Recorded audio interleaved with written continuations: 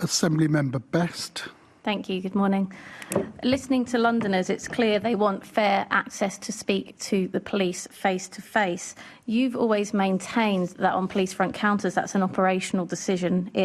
On the 11th of September 2025, you said ultimately any changes to the number of police front counters or their opening times is ultimately an operational decision for the MPS. Do you stand by that? I think when there's limited funding available for the MPS and the Commissioner's giving me advice about how he's going to use the finite resources, I've got to take seriously what he's saying. So if, for example, he's saying that by reducing the hours or closing down front counters, it means more officer shifts, it means more police officers in the neighbourhoods. Sorry, Mr. Mayor, I've misunderstood the question, and that's unfortunate. I'll help you out. I'm asking, do you stand by the fact it's an operational decision? It's a yes or no answer. No, it isn't a yes or no answer. So is it an operational decision, yes or no? You said it is a yes or no answer. You said on the 11th of September 2025, any changes to the number of police front counters and their opening times is an operational decision for the MPS to take. Yes or no, were you right or were you wrong?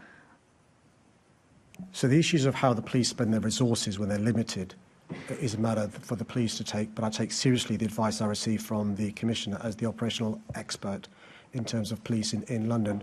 And when I'm given options in terms of how finite money is spent, in terms of bricks or mortar, or in terms of police officers in the community, I'll take on board very seriously what the Commissioner says. So it's an operational decision, yes or no?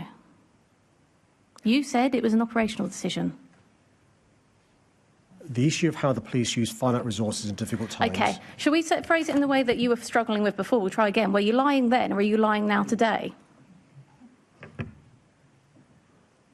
Well, Chair, I've answered the question no, as you best haven't. as I can, which is that issues in relation to the expenditure of money that go to policing are matters for which I need to take the advice and be cognizant of the advice of the Met Police Commissioner. So you do take. So it was a political decision, not an operational one. It was a political decision. The decision to free up police officer hours, officer shifts, and to free up police officers was based upon the advice given by the Commissioner, based upon his expertise. So why would you say in September it was an operational decision if it was your decision? The decision in relation to how police resources are used are decisions for the Commissioner, who gives his advice and works with MOPAC in relation to those decisions. MOPAC and myself listen to the advice from the Commissioner when it comes to operational matters. The issue of resources, police officer resources in a neighbourhood team, officer shifts being used out in the community, based on the advice from the Commissioner to myself and the Deputy Mayor. You make absolutely no sense when you talk. You're talking yourself in circles. It's an operational decision or it's not. You're disagreeing with something you said only a few months ago. But the thing that I'm confused about is whether this was a political decision or not. Because I was aware from the words from your mouth that this was an operational decision, which was why I was really confused when one of your Labour Assembly members put up a video encouraging you to think of him as daddy, and not in the paternal sense, by the way. I don't know if you're familiar with that. And saying that he was the reason that his police station stayed open. So if I could rehearse how we got this position. So the Commissioner presented... So were Assembly members responsible for keeping their stations open or not? Yes or no? Let me explain this. So the Commissioner brought out a list of tough choices in relation to how we're going to balance the budget, and those tough choices are based on operational matters. The police service consulted and engaged with a number of representatives across London, including members of the London Assembly, and some excellent members of the Assembly made powerful representations. So are you saying that Assembly member Mwema, who isn't here to defend herself, is a rubbish member of the Assembly? How dare you? That's incredibly rude to her. How dare you say that? We'll leave that there. I don't want to hear him abuse your Labour Assembly members anymore. Thank you. Chair, I can imagine... No, Mr Mayor. Yeah, go. Thank you. Mr Mayor. Right, go on. I don't think you should say anything else rude about Assembly member Mwema. She's not here to defend herself. Let's go. Mr Mayor, very quickly. I can imagine when the hard-working researcher was writing this line of questioning from the member how clever she thought it was. Let me explain why it's not so clever. The list of tough choices presented by the Commissioner was just that. Chair, tough I wrote that. Sorry, Mayor.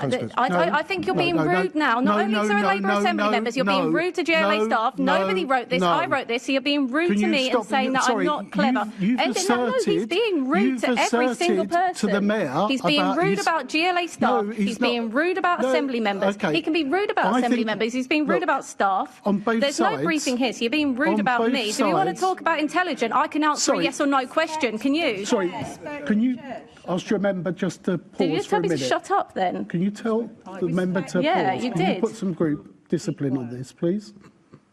No, we're moving on. You're the one that's allowing it to happen. Chair, the problem we have is that this mayor does not answer. The problem so I I've have, got very frustrated members. No, I understand your position.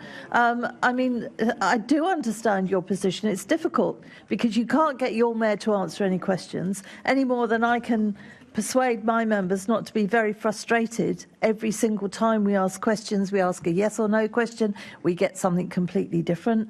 It's very frustrating. Hopefully we'll come back in the new term, but in the meantime, if the mayor's being rude about other members, it's very difficult. The mayor has never been as rude to me as he is consistently to women, including Assembly Member Best. It's appalling, and I'm calling it out. We repeatedly called it out. We made a whole video calling it out, cross-party. I think Assembly Member Best is entirely within her rights to challenge the mayor's rude, sexist behaviour. Correct. Because, look, calm down, everybody. And so, look, I just want to say this. I don't mind, right, about you taking 10 chunks out of each other. But when I intervene and just ask for a pause, I expect you to stop. I don't expect you to talk over me, whoever you are, right? It doesn't really bother me here. I want to hear the last part of the response where the member has said you're calling out an Assembly member for what they said. Was they right or wrong? The Mayor has got an answer to it. We should finish that. We should go back on the clock. Mayor, I want you to do it as quickly as you can, make your point, and then we can move on. Right? It's that. We ask questions, and sometimes we don't get the answers. And I understand the frustrations that that members face, and particularly at this particular time. But unless there is an opportunity for the Mayor to answer, he will always do it in his own way. We've had it from previous mayors. They will do it in their way. Also, I ask, Mayor, can you do it very quickly?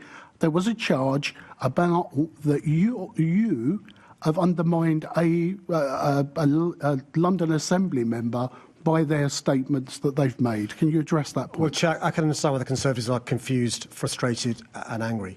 I would be too if I was hypocritical about the issue of police resources. They were the party that cut the police budget by £1.2 billion, a third of core funding. So I can understand their embarrassment, their rudeness, their frustration and their anger.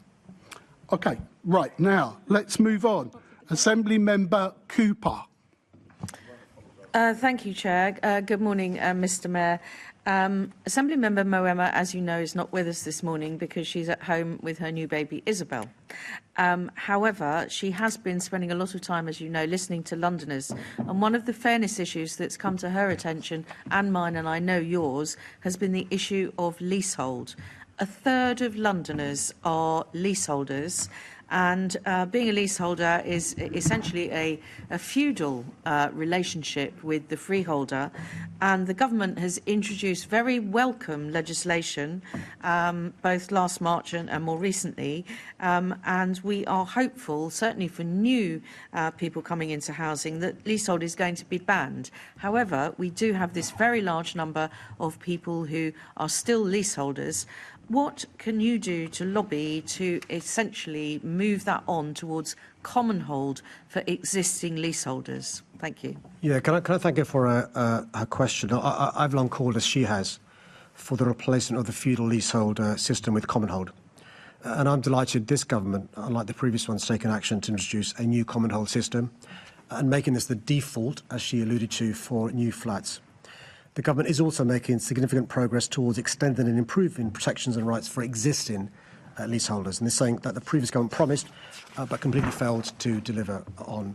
Reforms of huge importance to Londoners because there are 1.4 million, 38% of residential properties in London that are leasehold.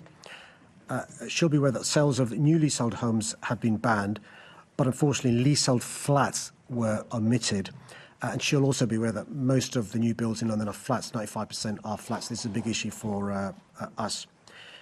Many of London's leaseholders, and both she and Sadiq Mohammed have pointed this out, report experiencing stress and worry with their homes, including eye-watering high service charges, poor standards of management and workmanship, a lack of transparency in relation to charges, and lack of access to advice, information and routes of redress.